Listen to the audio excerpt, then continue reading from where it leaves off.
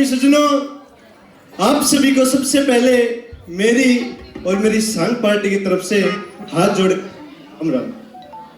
दास्ता कहां की पेश की जाती है। शालकोट शहर में राजा सलेभान राज किया करते थे, जिनके यहाँ 2 रानियां थी। बड़ी रानी का नाम इचरादे और छोटी का नूणादे। परंतु राजा के कोई संतान न होने के कारण राजा बहुत दुखी और चिंतित रहता था। एक दिन भगवान की कृपा से बागों में गुरु गोरखनाथ जी की जमात आ जाती है। जब राजा और रानी को पता चला कि बागों में गुरु गोरखनाथ जी की जमात आई है, तो राजा और रानी उनकी सेवा के लिए वहां चले जाते हैं और वहां जाके पूरे तन मन धन से सेवा करने लग जाते हैं। राजा और रानी की इतनी सेवा से प्रसन्न होकर गुरु गोरखनाथ बड़ी रानी इचरादे को एक पुत्र का वरदान दे देते हैं और कहते हैं ठीक 9 महीने बाद बड़ी रानी इचरादे को एक पुत्र पैदा होगा और वो पुत्र इतना सुंदर, इतना गुणवान और इतना तेजस्वी होगा कि उसे इंद्रलोक की अप्सराएं भी उठाकर ले जा सकती हैं। इसलिए उसे 12 साल के लिए भंवरे के अंदर भेजना पड़ेगा। प्रेमी सज्जनों, जैसे जैसे समय बीतता गया, ठीक 9 महीने बाद बड़ी रानी इचरादे को एक पुत्र पैदा हो जाता है और जिसका नाम रखा जाता है भगत पूर्णमल। 12 साल के अंदर पूर्णमल के अनेकों रिश्ते आ जाते हैं। राजा सलेभान सोचता है क्यों ना पूर्णमल की शादी कर दी जाए, क्योंकि पूर्णमल 12 साल का हो चुका है। 12 साल बाद जब पूर्णमल को भंवरे से बाहर बुलाया जाता है, तो राजा सलेभान पूर्णमल से कहता है कि बेटा, तेरे अनेकों रिश्ते आ लिए, तो तू शादी करवा ले। पूर्णमल शादी करने से मना कर देता है।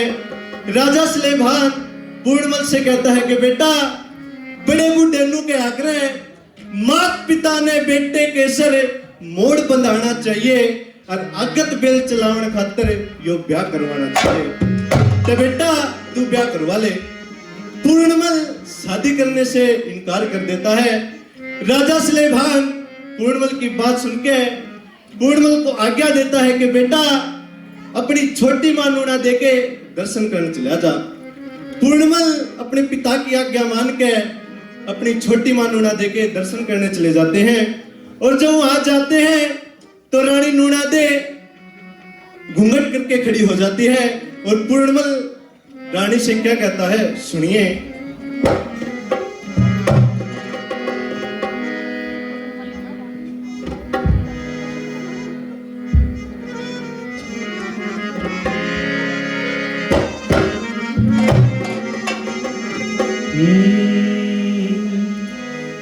तेरा पूरण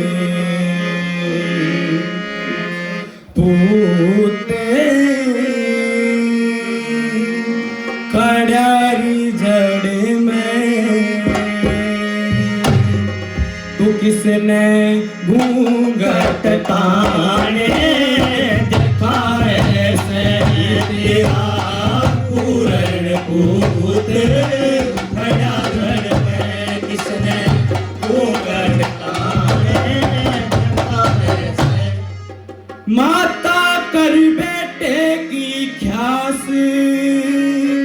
तू कर ईश्वर का भजन तलाश, तू कर ईश्वर का भजन तलाश। चले लंबे लंबे सांस तेरे धड़ मेरी चले लंबे लंबे सांस तेरे धड़ में।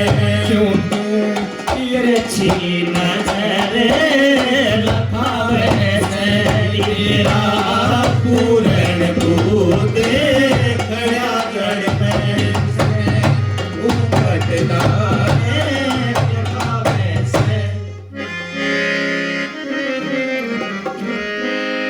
प्रेमी सज्जनों, जब पूर्णमल अपनी छोटी मां के पास जाता है तो छोटी रानी पूर्णमल का रूप देख के उस पर मोहित हो जाती है और पूर्णमल को अपने जाल में फंसाने का ढोंग करती है और पूर्णमल से कहती है कि पूर्णमल, अगर तू मेरा ना होया तो मैं तने सजा दिलवा दूंगी। पूर्णमल रानी की हर एक बात को मना कर देता है और रानी पूर्णमल को फंसाने का ढोंग करती है और राजा दरबारों से चल के रंग महलों में आते हैं और जब राजा देखते हैं कि रंग महलों में घोर अंधेरा, ना तो कोई दीवा और ना कोई बाती और ना कोई बंदी दिखती। राजा रानी को आवाज लगाते हैं, रानी नुना दे। और जब देखते हैं कि रानी आसन पार्टी लेकर पड़ी है तो राजा रानी से पूछते हैं कि रानी ऐसा क्या हुआ। रानी राजा को बताती है कि महाराज आज पूर्णमल दरबार में आया था, रंग महलों के अंदर आके उसने मेरे साथ बदतमीजी की। महाराज रानी की बात पे विश्वास नहीं करते।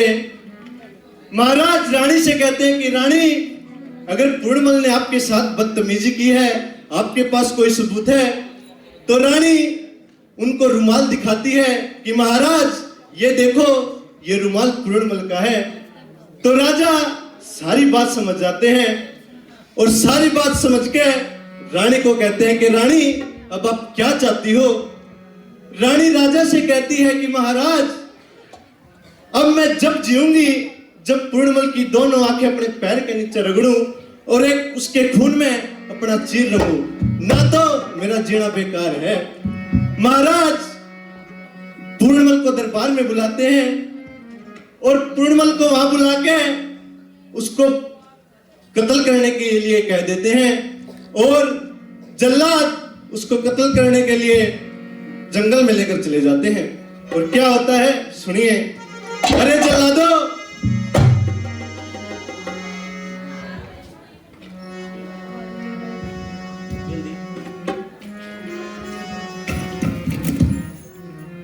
जी महाराज। जल्लाद, आपको पूर्णमल जहां कहीं मिले उसे गिरफ्तार करके उसका कत्ल करने के लिए जंगलों में लेकर चले जाओ। जो आ गया महाराज।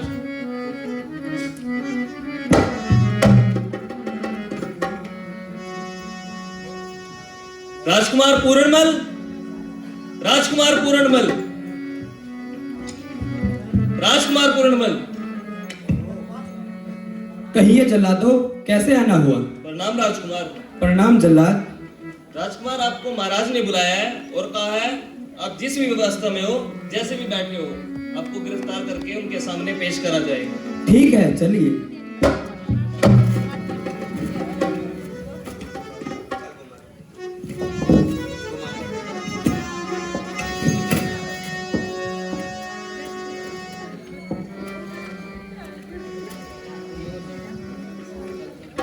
प्रणाम राजकुमार। परिणाम।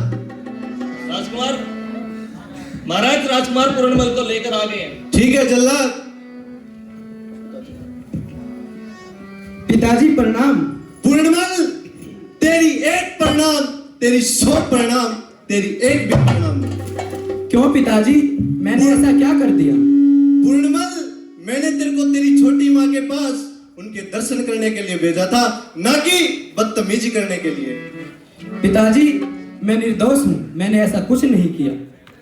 नहीं पूर्णमल, तूने अपनी छोटी माँ के साथ बदतमीजी की है, इसकी सजा तेरे को जरूर मिलेगी और मैं अपने हाथों से तेरा कत्ल करूंगा।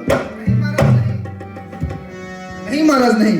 ये आप क्या कर रहे हो महाराज? रुपेशा, तूने एक महाराज का हाथ पकड़ के राजमहलों के नियमों का उल्लंघन किया है, इसके लिए तेरे को 3 लाख रुपए जुर्माना राजकोष में भरना पड़ेगा। महाराज, मैं राजकुमार पूर्णमल के लिए 3 लाख तो क्या, मैं अपनी जान भी दे सकता हूँ। और मेरी बात सुनिए। सुनाओ।